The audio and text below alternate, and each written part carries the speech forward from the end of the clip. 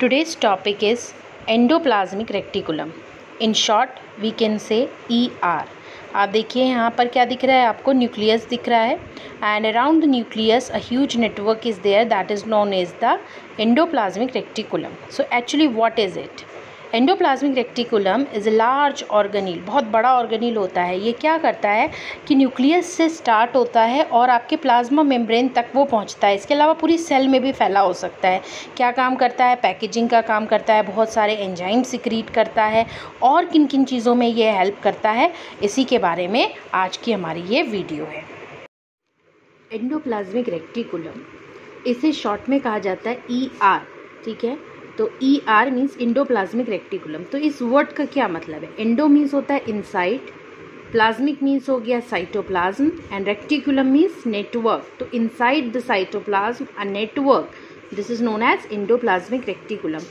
तो सबसे पहले हम कुछ टर्म्स की बात करेंगे जो कि एंडोप्लाज्मिक रेक्टिकुलम से रिलेटेड टर्म है. जैसे कि सबसे पहला टर्म है, इसको ऑब्जर्व किसने किया था? ये काफ़ी कॉम्पिटिटिव एग्जाम्स में आता है क्वेश्चन. तो इसे ऑब्जर्व किया था गार्नियर ने. ये एक साइंटिस्ट है, ये बाल में लगाने वाला गार्नियर नहीं है, ये साइंटिस्ट है गार्नियर. तो इन्होंने किसकी डिस्कवरी करी थी? ऑब्जर्व किया था, एक्चुअली डिस्कवर नहीं किया था, ऑब्जर्व किया था एंडोप्लाज्मिक रेक्टिकुलम कि हाँ भाई ऐसा कोई स्ट्रक्चर है. बाद में जो इसका अल्ट्रा स्ट्रक्चर है, इसका अल्ट्रा स्ट्रक्चर गिवन बाय, इनका नाम था पोर्टर ने दिया था. प्लस पोर्टर के अलावा इनका नाम है, जिन्होंने इसे स्ट्रक्चर अल्ट्रा स्ट्रक्चर को बताया, क्लॉड. एंड जो तीसरे थे इनके साथ, उनका नाम है फिल्म. ठीक है, इन्होंने अल्ट्रा स्ट्रक्चर इसका ऑब्जर्व किया था. इसके बाद ये जो टर्म है ER, ये टर्म ER किसने दिया?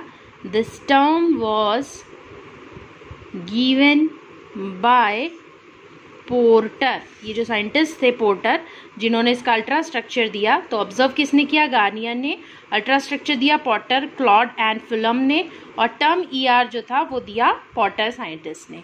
अब इसके अलावा क्या चीज़ इसमें होता है कि ये जो ER है यानी endoplasmic reticulum, it is found in all eukaryotic cells except. ठीक है, यहाँ पर एक एक्सेप्शन होता है, हमने और सभी सेल्स में होगा एक्सेप्ट जर्मिनल सेल.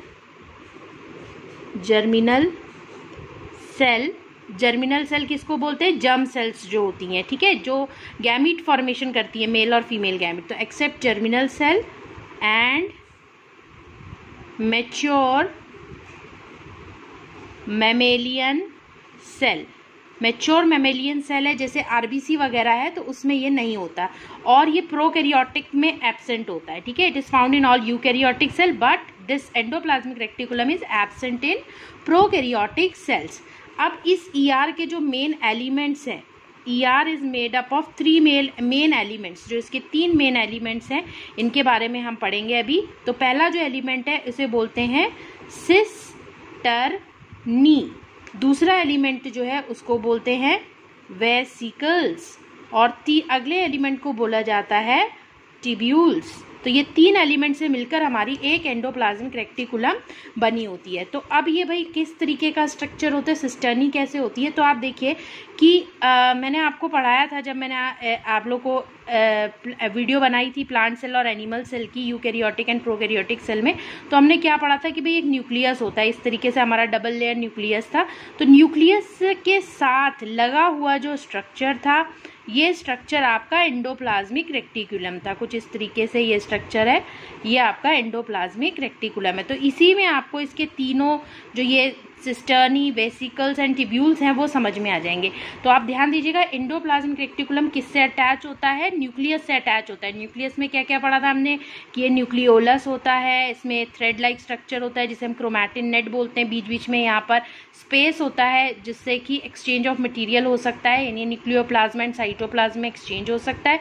तो यहाँ पर सिस्टर्नी क्या होता है? देखिए सिस्टर्नी कैसे बनता है. एक्चुअल में एक आउटग्रोथ जैसा कुछ निकलने लगता है यहाँ से, ब्लबिंग जिसको बोलते हैं, या आउटग्रोथ, इसकी ब्लबिंग से ही एंडोप्लाज्मिक रेक्टिकुलम बनता है. So how cisternae is formed? Cisternae is formed by the blebbing of nuclear membrane. मैं जैसे जैसे बोल रही हूँ आप चाहें तो अपने नोट्स में से लिख सकते हैं। अब इसमें क्या होता है कि इसमें बहुत सारे राइबोसोम्स हो सकते हैं। It is stuffed with ribosome, हो भी सकते हैं, नहीं भी हो सकते हैं। If in this ribosomes are present then it is the rough endoplasmic reticulum, and if ribosomes are not present it is smooth endoplasmic reticulum. Smooth means क्या होता है, बिल्कुल एकदम साफ सरफेस जिसमें कुछ भी उबड़ खाबड़ यानी अप एंड डाउन्स नहीं है, और रफ में अप एंड डाउन्स होते हैं। तो ये अप एंड डाउन्स क्या है, राइबोसोम में, ठीक है। राइबोसोम अगर प्रेजेंट है तो rough endoplasmic reticulum, ribosome absent है तो स्मूथ एंडोप्लाज्मिक रेक्टिकुलम। इसके बाद क्या होता है इसमें कि अगर राइबोसोम्स अटैच है इसमें तो ये क्या काम करेगी, ये प्रोटीन सिंथेसिस का काम करेगी, ठीक है। तो राइबोसोम अटैच है तो ये आपका ये राइबोसोम इसके अंदर अटैच रहता है। सपोज आपने कुछ डिज़ाइन बनाया और उसमें आपको बिट्स चिपकाने हैं तो आप किससे चिपकाते हो, फेविकोल से। तो ये राइबोसोम इसमें कैसे चिपका होता है, ये राइबोपोरिन एक प्रोटीन होता है जिसका नाम होता है राइबोफोरिन। इस प्रोटीन की हेल्प से ये जो डॉट्स हैं यानी राइबोसोम्स इस सिस्टर्नी में चिपके होते हैं।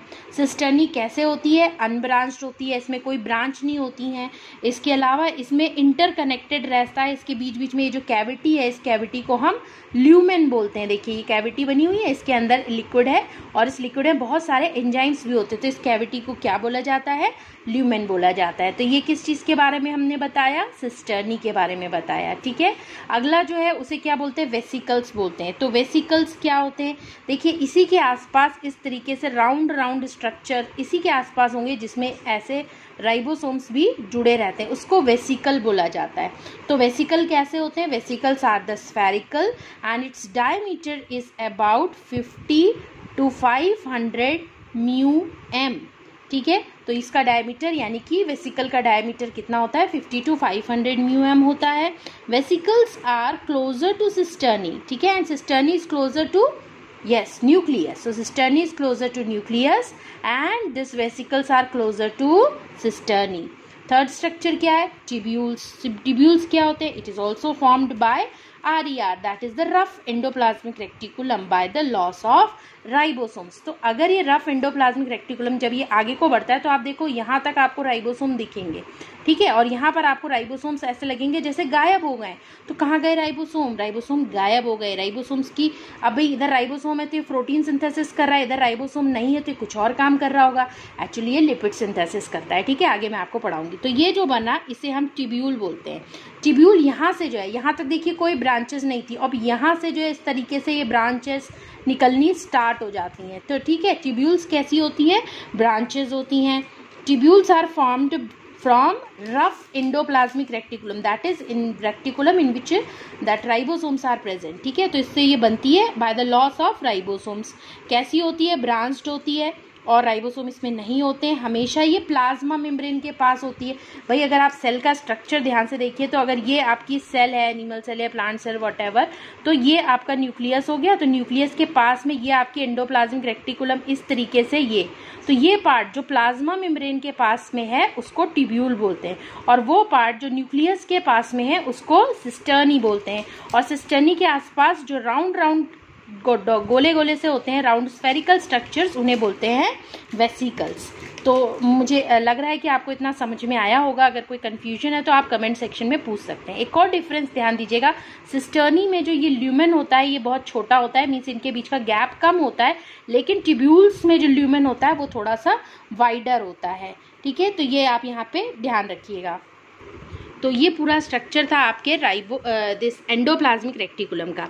आइए अब इसके हम लोग फंक्शंस पढ़ लेते हैं, और इसके बाद जो नेक्स्ट वीडियो मैं बनाऊंगी वो मैं आपको रफ एंडोप्लाज्मिक रेक्टिकुलम और स्मूथ एंडोप्लाज्मिक रेक्टिकुलम में डिफरेंस, और मैं आपको बताऊंगी कि GERL ये सिस्टम क्या होता है, गर्ल सिस्टम इसे बोलते हैं, सिस्टम क्या होता है, और रफ और स्मूथ एंडोप्लाज्मिक रेक्टिकुलम में क्या डिफरेंस है वो मैं आपको नेक्स्ट वीडियो में बताऊंगी। अभी आप एंडोप्लाज्मिक रेक्टिकुलम के फंक्शंस देखिए। तो इसका पहला काम क्या होता है, देखिए पहला काम होता है it provides framework to the cell, so it is also known as a cytoskeleton structure। भाई ये पूरा फैला हुआ है, इधर भी फैला हुआ है, इस साइड भी फैला हुआ है, तो ये क्या करता है, ये एक स्ट्रक्चर मेंटेन करने में हेल्प करता है, ठीक है। तो पहला काम इसका क्या हो गया, it provides framework to the cell, so it is also known as a cytoskeleton structure. दूसरा काम क्या होता है कि ER also helps in the transfer of information from nucleus to another part. How, भाई न्यूक्लियस के अंदर कोई चीज़ है, उसको यहाँ से निकल के यहाँ पहुँचना है, तो भाई कैसे पहुँचेगा, वो इसी के तो थ्रू ट्रांसफर होके पहुँचेगा। तो क्या कहते हैं इसको बोलते हैं कि endoplasmic reticulum helps in the transfer of information from nucleus towards the plasma membrane और other parts of the cell. इसके अलावा और क्या काम होता है, भाई हमने 2 काम पढ़ लिए। तीसरा काम क्या है, तीसरा काम है it helps in the transport of proteins and lipids to the Golgi body. अभी कैसे भैया ये काम करती है, प्रोटीन और लिपिड क्या किस तरीके से ट्रांसफर करती है, तो जब मैं आपको ये वाला सिस्टम पढ़ाऊंगी अगली वीडियो में, तब आप इसे ज़्यादा क्लियरली समझ पाएंगे।